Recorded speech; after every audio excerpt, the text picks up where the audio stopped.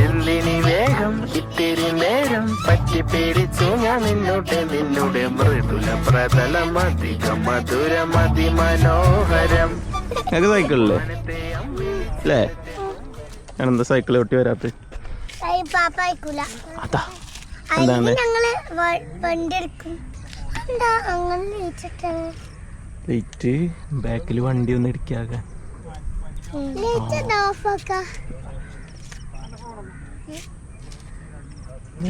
പഠിച്ചുല്ലേ. ഇവിടെ ഒന്നോ സൈക്കിളിൻ്റെ അടുത്ത് ഫോട്ടോ എടുത്തരാം.